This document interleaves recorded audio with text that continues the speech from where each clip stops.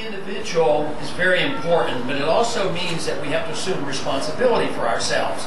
It means that if we don't do well or have problems, we can't always go to the government, to go to our neighbors to take what we want because we've gotten ourselves into trouble.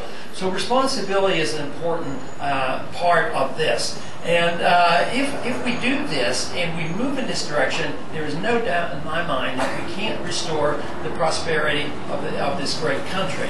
But up until now, we have been too reluctant to insist on the rule of law. We have lost the confidence to the extent where we think that the material things are all that count. If government will give us stuff, we'll be okay. And that worked for a while because we were so prosperous.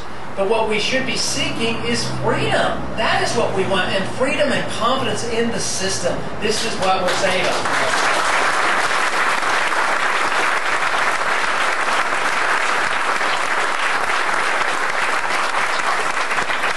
Something that has been undermined for a good many years now, essentially since World War II, has been our national sovereignty. I'm one of those old-fashioned types. I believe in national sovereignty. Yeah.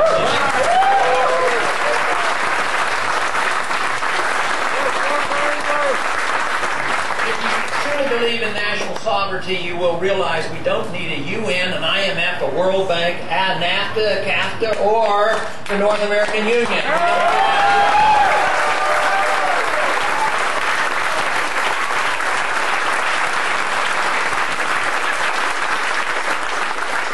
If you believe in national sovereignty and security, we would be protecting our borders here at home, not worrying about the borders around the world.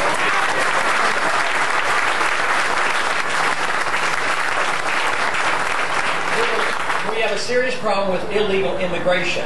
I have never met anybody that was absolutely opposed to immigration.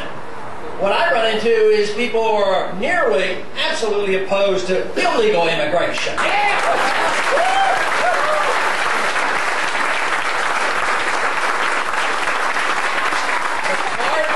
The problem falls on us, some of our responsibilities. We have rewarded illegal immigration, and when you give incentives, you produce more of it. But if you promise amnesty, which has been promised, it's been given before, or birthright citizenship, or if you bring your family, the kids will be taken care of medically, or they can get free education, they can get on food stamps, and they can qualify for Social Security. I mean, that's a lot of incentives to come. So I would say the first thing the federal government ought to do is put no mandates on the states to provide these free benefits for illegal immigration.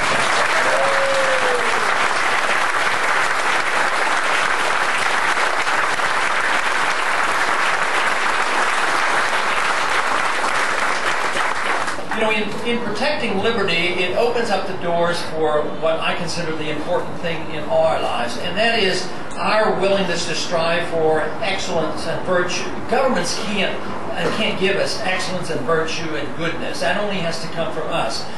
When governments get into the role of providing perfect equality in economy and want to tell you how to lead your life so you'll be more virtuous and more moral, they can only do that by undermining our liberties. And this is what's happened. There's a lot of people who do this with good intentions, but you know, good intentions aren't always the best thing in the world, and that's not an excuse for doing bad things. And this is what has happened. We have so easily given up on these, on our determination to protect our liberties. But we are at a stage now where we can make a difference. The campaign has been, in some ways, more than I ever dreamed of.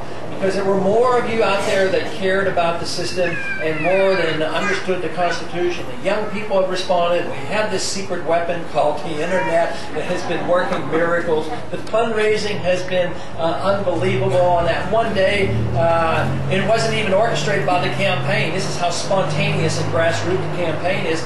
The supporters raised $4.3 million in one day over the Internet.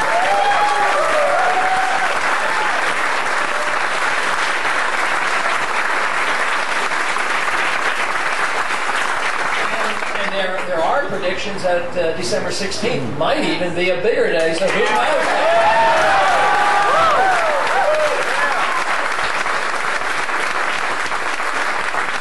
But the significance of this is this, that we have been able to challenge the special interests. The other day, somebody, a press person called my office, and they asked, how come Ron Paul doesn't get any PAC money? He doesn't get any money from the special interests. Why does that happen? They said, well, they know where he stands. They can't persuade him. They can't change his vote, so they don't give him any money. But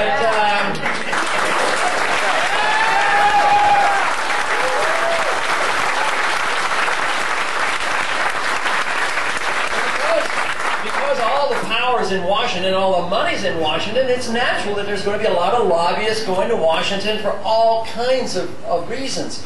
So whether it's the medical industry, the military-industrial industry, the banking industry, there's always a self-interest to go there and influence the politicians. And this has been going on, for a long time.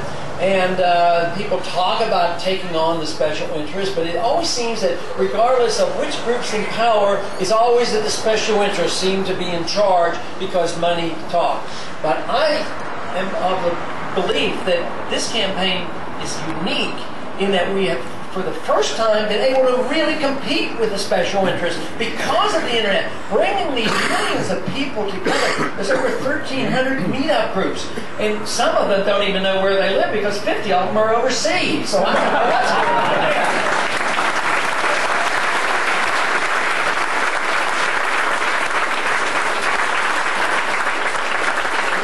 Tells me that the spirit of freedom is alive even outside our country, and they're welcoming this idea that individual liberty is important. Our liberties depend on some very basic fundamentals. It depends on the importance of where our life comes from. Our life, in my viewpoint, comes from our Creator, and it doesn't come from our government. Our liberties don't come from our government. It comes to us in a natural way from our Creator. The government is only there to protect those liberties and nothing else.